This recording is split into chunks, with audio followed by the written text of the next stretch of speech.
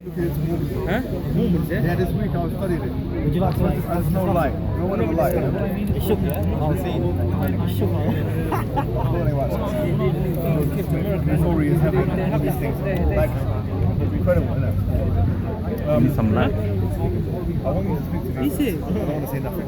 I want to elaborate. Okay, so What tell me does it say in the now. Bible? Tell me where I start. Joseph Smith. Start with Joseph Smith. Okay, so we believe that Joseph Smith was not sure about what church was true when he lived in America. So he read the Bible, and the Bible asked, let me think, what was the What's your name, brother? Kobe. What? My name's Mason. Mason? Yes. That's a popular name. I heard that Joseph Smith was a Mason himself. He's a Freemason. Oh. No, he was, yeah? No? Well, no. No, it's not Freemason. Freemason is somebody else. It's off topic. It's off topic. Sorry about that. No, I'm sorry about that. Go So ahead, he read in the Bible that if you ask God, then if you lack wisdom, ask God, and knocks and shall be open. And so he went to the sacred grove, that's what we call it, by his house and prayed and asked God what church he needed to join and how to become perfected. Yeah. And when he asked God, he became all of a sudden overcome with an unknown force that we believe was Satan.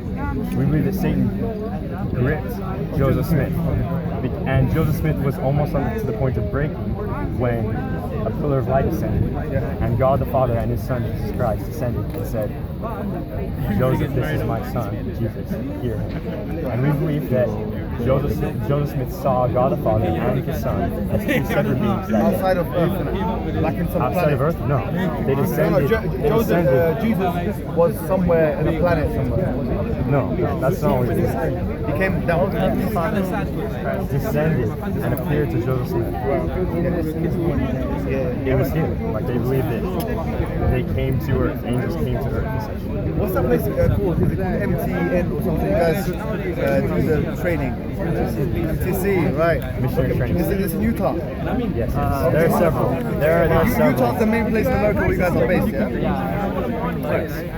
This is what I was told, yeah? Tell me if I'm right or wrong. You guys, when you do your baptism, yeah? They wash you. Yes. Then they give you like a video. Before they used to have like a speech and stuff, but now they give you like a video that you watch. A video. And then after the video, you get a pin code. You know what I'm talking about, brother, yeah? No. This pin code is the pin code for heaven. Have you stopped doing that? No, that's not. Have you forgot your password? What are the plates? You know, the Holy Scriptures that you found that you could only read. No, leave it. By the way, if this is coming across as condescending, yeah, I'm sorry, but this is stuff I've just heard. So you're here to like clarify, yeah? So when you're baptized, you're baptized. Latter-day Saints. Yeah. Oh, you got that up here? It's on the coast. It's on the coast. Just in case. So through that number, I can then make an LDS account. And then through that, I can just like pass the date of my baptism and baptized. Right. And you know, you guys work in wards, isn't it? Like you guys, you have a ward. You guys live in Utah? Yes. No, we live in close. Where? It's called Idaho. Idaho, right. Yeah. So you guys have a ward. In that ward, you must only be assigned to one church. One particular church, a variety of churches in that ward, isn't it? Yeah, so there's a church, and we're in that church's boundaries. Yes, sir. So, like, I live across the street from the church, but then there could be someone in the next neighborhood who goes to a different church building because the boundaries. Then you get, so you've got a ward and a mission.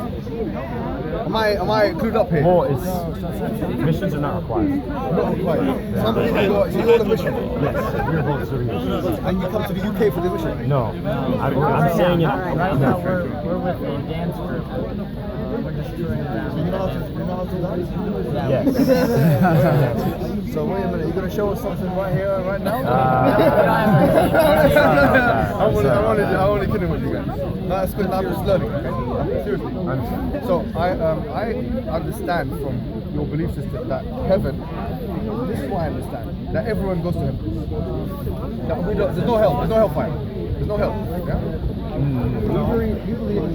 the most part, yes. So everybody goes to a degree of glory. There's different degrees, and to reach the most one, you have to lay out the rules correctly. But everybody has a degree of glory. Okay, can I tell you the truth, yeah? This is what I heard, and then you tell me if I'm right or wrong.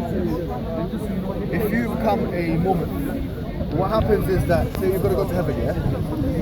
You'll not just go to heaven, but you go to high level of heaven, and you become in Missouri, yeah? No. You're talking about Anima Diana. No, is this nonsense or is this... No, because what I'm saying is that is heaven Missouri? No. Where is heaven? Missouri is a state in America. Because what I heard is that Mormons believe that heaven is Missouri. Do you want me to clarify why you think it's Missouri? Anima Diana is located in Missouri. We believe it's called Anima Diana. Yeah. So we'll go back to that. No. Okay, no. We believe that when Jesus Christ returns again, he will have a massive, the biggest meeting of all of his followers ever, where everyone, past prophets, everyone that has been part of, that has followed Christ, will be there to partake of the sacrament. In Missouri. Everyone there. Missouri, yeah? It is in Adam. Yes, that we believe that it's And there is a area lake in Missouri. in Utah, which you guys call the Jordanian Lake or something like that.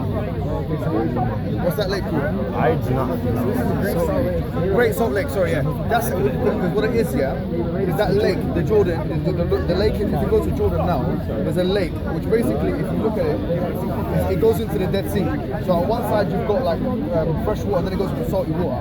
And now in you call it in Utah, you've got a similar construct, and you guys call it the Great Salt Lake.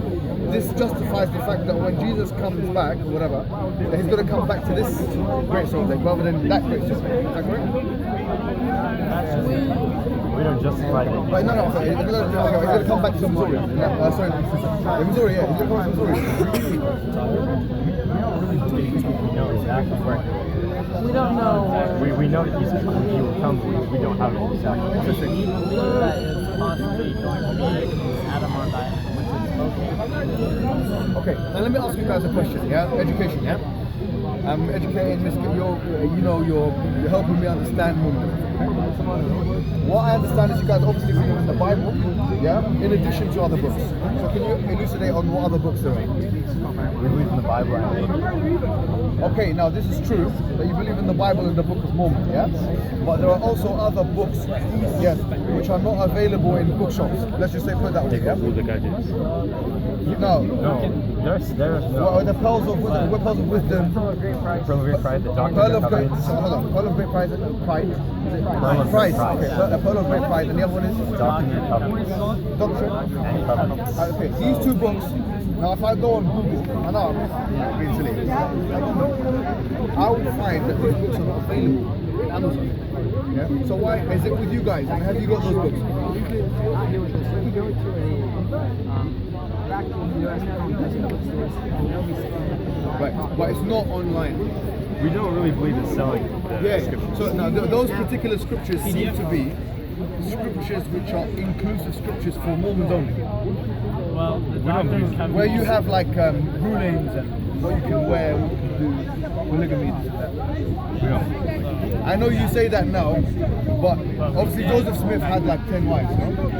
And so he was taught, he was instructed. By the way, brother, I don't have a, I'm Muslim, you know what I'm saying? I don't have a leg to stand, but we have not 9 or 10, we have restricted polygamy. We're moving, I don't know why you're limiting yourself. Anyways, look, we know that there are about 200 sects of Mormons in Utah, is that correct? Divisions? Yes. Got it. So obviously within that, there are people who practice polygamy on the lower level, and there's those who don't. We don't practice. We don't. The LDS Church does not practice polygamy. There's a church called the LDS Reformed Church. Yeah. And there's also the Community of Christ. Are you from the mainstream? Okay, can I ask you a question? This is going to be a bit controversial, but please, sorry, don't take it. No, I'm trying to learn. So far, we've been very respectful. Thank you. Now, there was a bit of a controversy with the Mormons, okay? as we know, Joseph Smith existed in the kind of what? What was his birthday? 18 what? Sorry. Okay, 1800s. Okay, that was the build-up to what we know as the American Civil War. Yeah. Yeah. So obviously It was in the same time period. Yeah. So it's not exactly when it was going on, but Yes. kind of. Okay. Yes. Now, obviously there was the issue of slavery. I'm not saying that the slavery existed in Utah, Yes. because I don't think it did exist in Utah. Yeah. Did it exist in Utah? I don't know. No, it wasn't all over America. It was in southern states. Yes. Right. So, but what I'm saying is, I don't think Utah necessarily had slaves. I'm not saying that. I'm not making this point. Or Missouri. I'm not sure. Yeah. But the point is, I was looking into some historical facts, right? And I realized that not in the book of, either in the book of Mormon or in the Pearls of Great, what do you call it? Christ. Okay, which is not a book that's available in the bookstore. Yeah? That there is reference to black people in a certain way. Okay, now let me tell you what it says. Yeah. From what I remember, because someone who is basically a Mormon told me this. Yeah, he became, let's say, he became Muslim, or his mother was a Mormon. Yeah? He said that it says in that book that, you know, this whole thing of the curse of Ham, which is alluded to in Genesis chapter 9 verse 22 of the Bible. This curse is now spoken of in direct terms in the Pearls of Great Christ. So in other words, black people are referred to as having a curse because they're black and this is skin and stuff.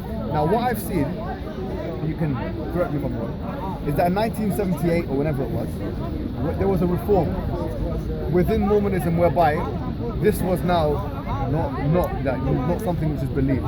So, because you guys believe in continuous revelation, but the point is, do you not see that it's problematic that at one point, that in your scriptures that there was reference to this kind of racial reference, which at the time of slavery could have justified slavery, especially to the Southern. So like with Native Americans. That the reason why the blacks didn't have priests is because of slavery. No, yes, at the time. So You're talking about how the scriptures, our scriptures justify slavery. No. I'm saying before 1978, a black man couldn't become a Mormon, could he? No, he just cannot receive the priesthood. What's that? Join the priesthood. The priesthood is the power that we believe that God the Father used to create the world. So I thought, my assumption was that he couldn't be baptized, but he couldn't go into the priesthood. You cannot receive the priesthood until the time that we reformed. So why is that then? That is The a hard Mennonites, they basically. Wait, let him answer, please, because I want to. I'm trying to educate myself. I'm not. Honestly, I'm not trying to say. If this is coming across as polemical, please forgive me. We are not the most educated Muslims. No, you guys have done the training, yeah? We're Have you done the 3 months training? No. Is it 3 months? Yeah, see, I know about that. 3 months. MTC, 3 months training. It depends, actually. You guys learn a different language? Not always. It depends on where you're But from. I'll tell you something, man. In 3 months, you can't really learn a language. I'll be honest with you. I think you guys do it superficially. It's not. Anyways. We believe that most language is learning when you're in grade. Yeah, you're probably right. It takes time. But Your missions go for about 2 years. 2 years, yeah. Anyways, go ahead and tell me now. So, what you believe, when you talked about how the church was reformed at that time, It's a 1978, am I right? About 1978. I'm actually not sure if it was Yeah, 1978, yeah. That's what I know, but I might be wrong about that. Go on, son. What I see about this is like when Jesus Christ lived, he had his apostles, right? Yeah. And 12 apostles. And at some point, they all died. They all died. Keep going. So they all died. And then that's when the church was like, our belief is when the church was like in Jericho. And then when Joseph Smith came, he restored our church, the true church for us. Alright, so He's talking about how black people are receiving the priesthood. Why I think that's so controversial.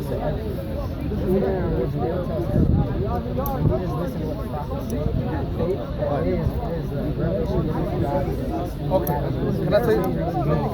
Right, let me tell you one thing. I know, I'm not sure if this is true either, but I heard that you guys are not allowed to receive, like you're not allowed to hear anyone else's religion or something like that. That's not okay. Okay, so you could, I'll just tell you something about my religion quickly. Go ahead. We're Muslims. I'm Muslim, yeah? So I believe in Jesus Christ, that He's the Messiah, that He's the Word of God, that He's, He done the miracles, all this. Yes. Okay? We believe in the Virgin Mary. And then we believe in the final prophet, Muhammad, yeah? He came to the Arabian Peninsula, and he said that he was the final prophet, and that there was no prophet going to be after him. It's mentioned in the Quran, chapter 33, verse 40. But also that he is that he sent for all humankind. Yeah? That's our belief. The purpose of life, according to us, is to worship in one God. Believe in the one God is to worship one God. Yeah? We say that the Quran is two things: the message and the miracle. That's us.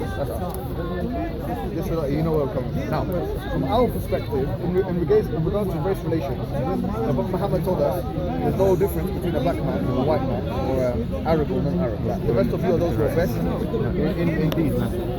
Now, if we were to compare this statement, which came 1,400 years before Joseph Smith, yeah, with what's mentioned in the pride of in the Golden Great Pride, yeah, would you say that the Islamic notion of race relations, that everyone is equal, all the races are equal, is more or less true, more or less something you would follow today than that which is mentioned in the Pearl of Great Pride? I do not know if anyone in the Pearl of Great Pride says that one race is greater than another. No, but what is mentioned is that basically the curse of the black people. But it mentions it clearly that black people are. That's one of the justifications they had for not putting him into the previous priesthood. You get me? So what would you think is a more correct thing to say? You know, that there's no difference in race, and that even if the Prophet said, even if a black man was in charge of you, he's so black that his head is like a raisin. He made this because of the Arab culture, they didn't really accept black authority. Yeah. But Prophet Muhammad, he wanted to show that the blackest of men could be the leaders, and you could say nothing about it. So he said, even if the blackest man possible could be here and he was in charge, you'd have to follow what he said. You get me? Do you know what? Let me say something really interesting as well. Some people here in the Speaker's Corner were accusing Islam of being a racist religion. Yeah? I came across and a sexist religion as well. You know, you've heard this stuff. You might have heard this stuff about subjugation of women in the West. There's a hadith which is narrated in Bukhari, which is our second most authentic book after the Quran. We have the Quran, which we believe is the word of God. Then Bukhari, which is the words of the Prophet. This hadith says that it's related upon Uqba ibn al-Harith. Yeah? Uqba ibn al-Harith was an individual, a man. Yeah. Okay, so a woman came, and listen to this, she was a black woman. I'm just going to finish off, I'll be like 3-4 minutes, yeah? Alright, a black woman came, she was a black woman, yeah? I'll just come to you. A black woman, so she wasn't just a woman, but she was a black woman. She came to the Prophet Muhammad, and basically we have a ruling in Islam whereby if you take the milk, if you take the breast milk of a woman, you can't marry her. You're not allowed to marry her. Okay? And if a woman gave two people breast milk, like a man and a woman, then they become like brother and sister. Yeah, not exactly brother and sister, but like brother and sister. Yeah, because they felt that kind of maternal thing. Now, black woman came and she said, I gave milk to these two guys. Yeah, Uqba ibn al-Harith and his wife. That means they can't be married. Now, she was a one black woman, yeah? She gave that testimony, and he, Uqba, who's a man, he rejected it. He said, no, she's lying, yeah? He said she's lying. The Prophet said, you hear what she said. In other words, in this situation, he took the testimony of a black woman over the testimony of two men. Now, or one man, in this case, Uqba ibn al-Harith. The point I'm making here is that when it comes to Islam and race, we have a very strict policy with race. We don't believe that any one race can be in any time more valuable than another race. This woman who was a black woman and the lowest of society, because not only was she black, but she was a black woman. Because women were seen as low as well, let's not lie, in that society. It was a strong patriarchy, and she was not just a woman, but a black woman. So the Prophet said, you have to be divorced. And he created a divorce between these two individuals based on the testimony of that one black woman, which is a very difficult thing. Now the point I'm making, ladies and gentlemen, to you guys, is I believe that you should come to Islam. Why? Because I think you know and I know that what I've just described to you in terms of race is more commonsensical than what you had in your face. And I believe that if you are a person that doesn't believe in racism, and I know you're not, I accept that you're not a person of racism. The only religion that is the least racist religion and the most inclusive, diverse religion in the whole world is Islam. Based on that fact alone, if you guys believe that racism is a bad thing, you should become a Muslim and believe that Muhammad is the final prophet. What do you say to that? Well, the one thing that I heard you say is, like, the only thing is, you talked about how our church had those things.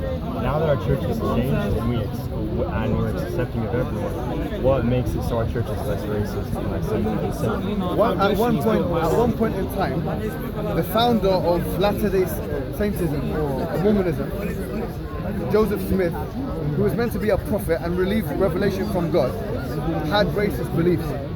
Now, we're saying that these racist beliefs are unacceptable and they at no point in time were acceptable. So when he said it, it was not acceptable. And when it's said now, it's not acceptable. Therefore, we should reject it. Because what he said was wrong. You get me? So it's not about race. It's about inclusivity, diversity, obeying God, and that's what makes you a higher human.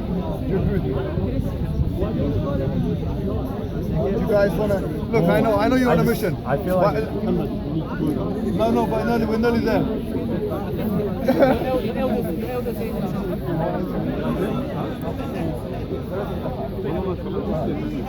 Okay, do you understand my point here? Now, I know you're on a mission. Look, you're on a mission. You're on a mission, yeah? They've told you to come here, and I know it's the least thing that you would have expected to come and become something else. But you know, the Bible says something beautiful. It says, "Seeketh the truth, and the truth shall set you free." Now, you all know, you've accepted my premise, that racism is intrinsically a false thing. You've accepted also that Islam, and I've given you the proof for it, Islam is a religion of inclusivity and includes all race. We've accepted also that in Mormonism, there is the idea of racism, at least it was there for a particular time. We accepted that's wrong. So therefore, when we come to an epistemological decision, which is more true, Mormonism or Islam, it seems to me like what you're saying is Islam is more true. You're basing the whole religion on being true, not on racism? Yes, sir. Yes. Because I believe it's intrinsically true. If God is one, yeah, and that's why God needs to pick people over than other people, and God created the other people for what? For example, if God created the white people, yes, and created the black people, why do you think God will prefer the white over the black or the black over the white? All of them are God creation, so that's why the religion has to be inclusive, including all of the races. So, and if there is any faith which excludes any of the races, then there is a falsehood in that faith, and that's as simple as that. And this includes at any time, not any. So if there was any time, because it's not fair to say, okay, they were not included in the priesthood pre-1978, therefore pre-1978 it was okay to be racist. Because that is racism. Okay, so here we're saying what was true 1979 was true 1977 is true 1978. Do you agree with this point? Well, in 1879, allow black people to have peace. That was something by God. You were taught by God. And we believe that the modern day revelation of our prophet and church. Sorry, I said 1878. Yeah. When he was born, when was Joseph? He was born in the early 1800s. Yeah, so 1878, yeah.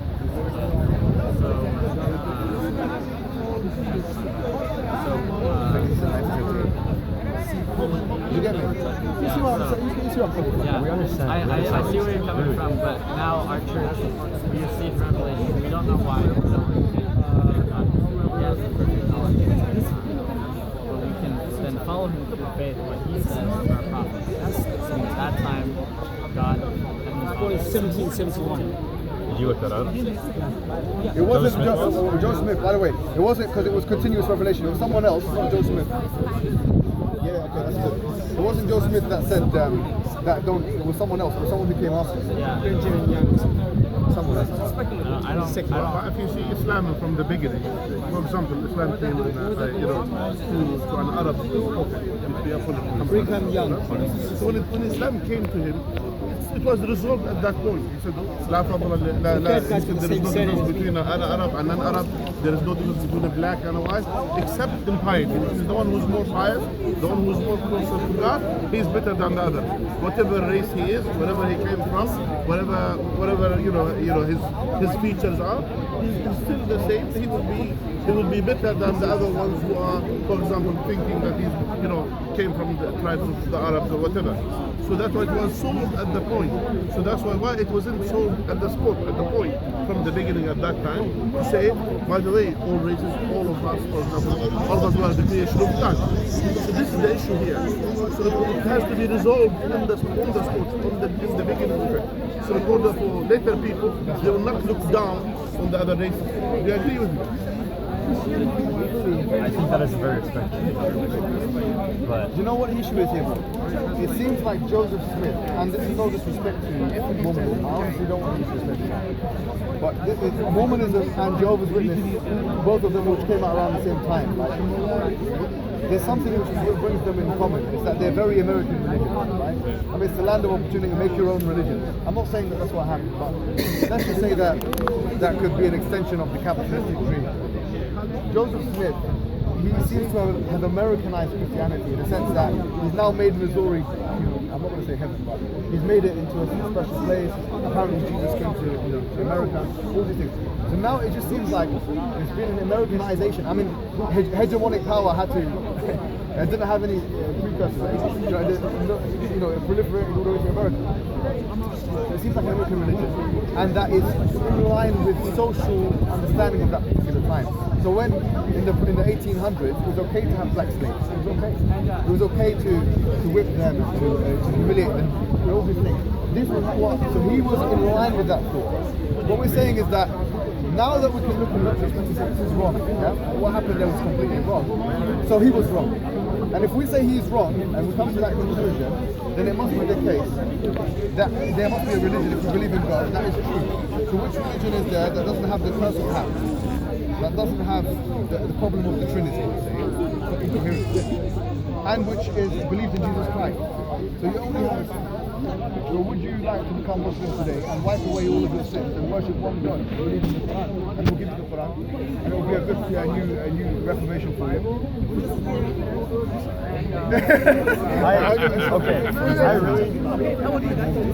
We're 18. Salvation is a big thing. If I gave you guys a drop of poison, yeah? So you will not receive this salvation. So what we're saying is, okay, you don't want to accept Islam, but if you're looking for true salvation, you shouldn't say, hey, Quran, no way. So that's being the truth. That's what reason I said to myself, whatever's the truth, I'll accept it. I don't care whatever it comes from. It's the truth, it's the truth. So one advice I'll give you as a brother in humanity is give the Quran a chance. Can we agree on that? At least just read it. Can we agree that you're praying to God, yeah? You guys read the book of Mormon? Yeah, I'll read it. Yes, deal. We did that, don't worry. We did that already. You know that. No, we did it. No, I don't mind. If you want me to, no problem. I'll just go through it, just read it. But what I'm saying to you is that, look, if you guys are looking for the truth, yeah? If the truth is in the Quran, would you accept it? If the truth is why maybe? Why just maybe? Maybe we believe it. We already believe it. No, I'm saying if the ultimate truth is in the Quran, would you accept it? But we believe that we have all. No, but you believe that. You believe that without looking. We have testimony. We believe that No, testimony by who? No, but that's subjective. If I say to you, Islam changed my life, does that mean it's like subjective? If I was to write the Quran and I would find truth and I would then feel like it's more true than the truth I believe now, then logically I would most likely believe. What do you define as emotion? Some people say when I open the Quran I want to see this line put out. No. If you're looking for the truth, yeah, you need to understand. If the scripture should have no errors, no contradiction, no change. Can we accept that? Yeah. Okay. If any scripture has contradictions and errors and changes in it, can that be the word of God? If I show you contradictions and errors in the book of Mormon, can the word of God? We believe the Book of Mormon is the most perfect. Okay. If I show you one right now, would you